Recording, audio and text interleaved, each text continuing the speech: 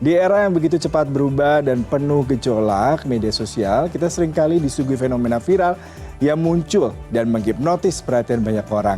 Namun di tengah lautan tren dan konten yang terus bergulir, ada satu frasa sederhana yang mendadak mencuri perhatian dunia maya, yaitu boleh pinjam dulu 100. Nah, lantas apa makna dan latar belakang dari fenomena kocaknya arti boleh pinjam dulu 100 yang lagi viral di dunia maya?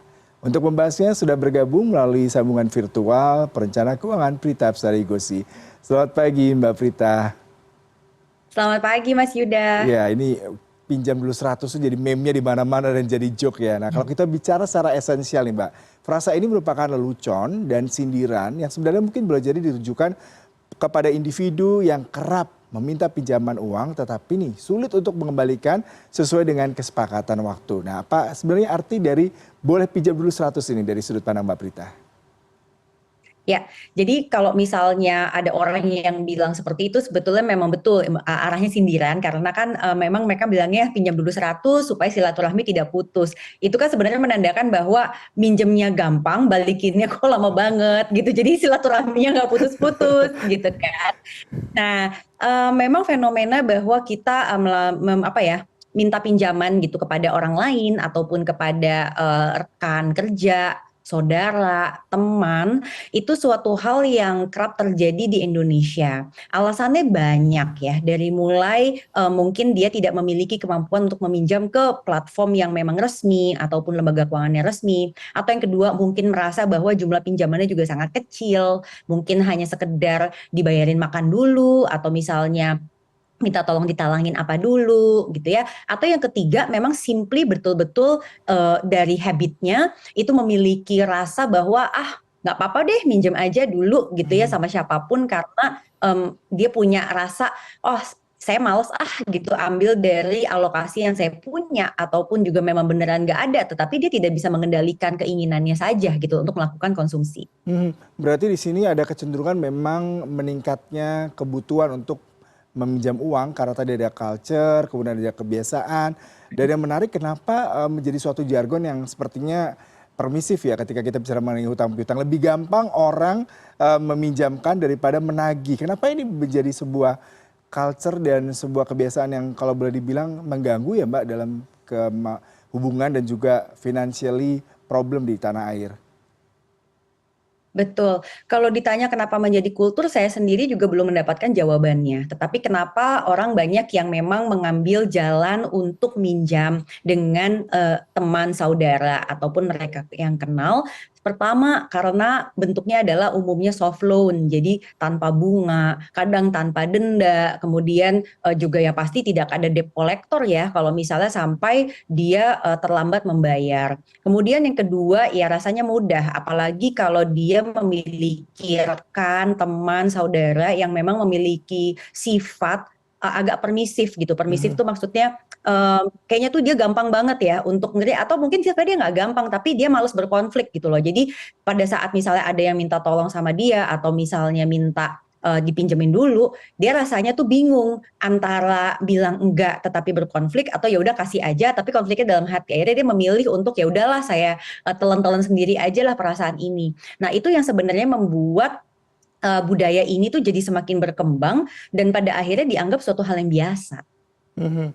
Menjadi suatu hal yang biasa karena kebiasaan ya Mbak, banyak orang yang berhutang ngelas-ngelas nih kalau mau membayar ya tadi itu. Nah, ini berarti ada kecenderungan memang kita ada peningkatan jumlah orang yang berhutang ataukah memang sebenarnya hutang itu sudah sebagai bagian daripada kebutuhan ataupun kondisi yang boleh dikatakan tidak bisa dielakkan di Indonesia ataupun di negara-negara timur seperti kita ini, Mbak? Jadi dalam perencanaan keuangan kita mengenal ada yang namanya pinjaman yang sifatnya produktif dan ada pinjaman yang sifatnya konsumtif. Pembedanya gampang sekali Mas Yuda. Pinjaman produktif itu digunakan untuk membeli aset di mana asetnya nanti bisa kasih kita tambahan penghasilan ataupun memang sumber penghasilan baru.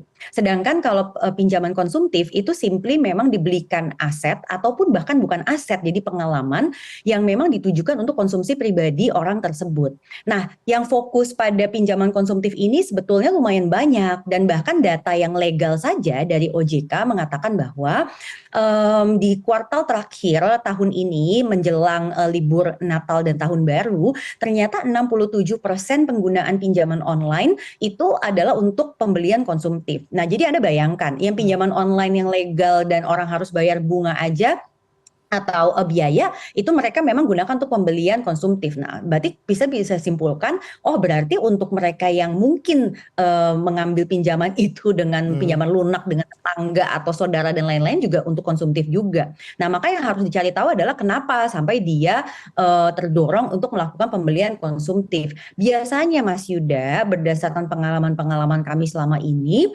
dorongan itu memang datangnya dari internal masing-masing. Eksternal itu memang menjadi stimulan lah ya, bahwa dia melihat iklan atau melihat di sosial media dan lain-lain. Tapi pada saat masuk ke internal masing-masing, maka disinilah berperan yang namanya pengendalian diri. Mampu nggak dia mengendalikan dirinya dia, bahwa kalau dia belum mampu untuk melakukan pembelian tersebut atau belum mampu liburan, ya memang dia tidak bisa liburan, atau mungkin harus dicari jalan keluar yang lain untuk bisa tetap liburan, mungkin hanya staycation atau di rumah saja dan seterusnya. Tapi alih-alih melakukan itu, individu-individu atau keluarga ini memilih untuk, ya saya juga berhak, dia merasanya begitu. Sedangkan datangnya dari mana, ya udah nggak tahu deh. Jadi saya minta aja kepada rekan, saudara atau keluarga yang dia lihat dari tampak luarnya, oh kayaknya lebih sejahtera gitu. Jadi dia merasa bahwa saya juga mesti kebagian dong gitu. Jadi tolong bantu saya, kira-kira seperti itu. Tadi Mbak katakan itu karena dalam tanda kutip kedekatan mungkin ya, mungkin persahabatan, pertemanan, kekerabatan, tetangga, kemudian istilah soft loan tadi juga menarik karena mungkin jumlahnya tidak terlalu besar sehingga tidak ada seperti tanggung jawab untuk segera membayarkan dan karena kedekatan emosional tadi bisa ngeles-ngeles.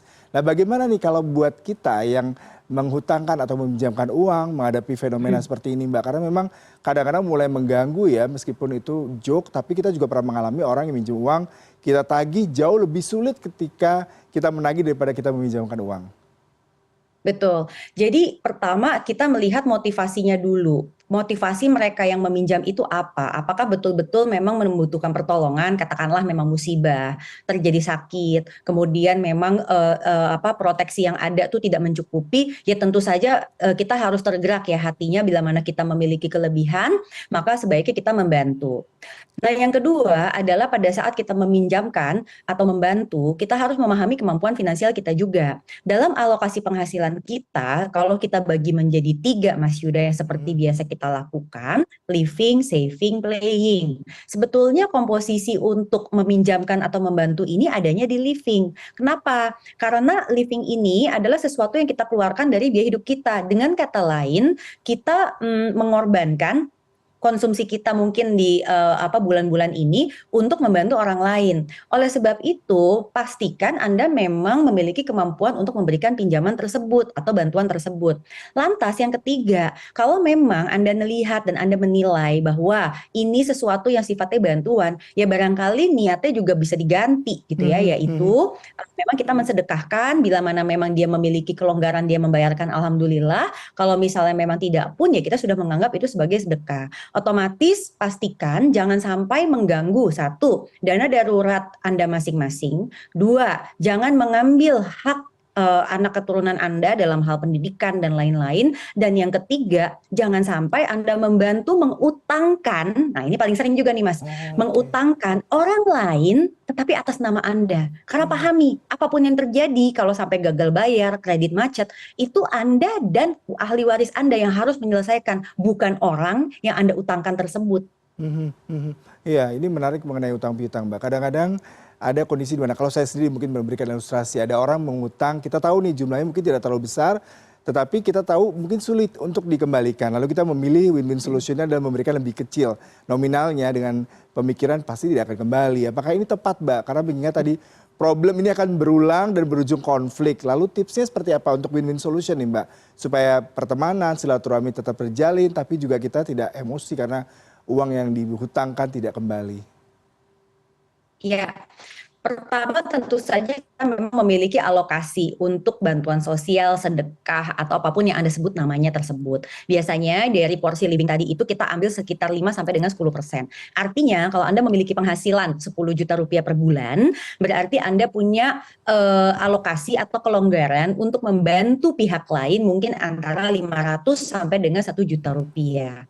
Oleh sebab itu, kalau sudah lewat dari angka tersebut, maka saya sarankan untuk Anda jujur dan mengatakan bahwa saya memang hanya bisa membantunya sekian.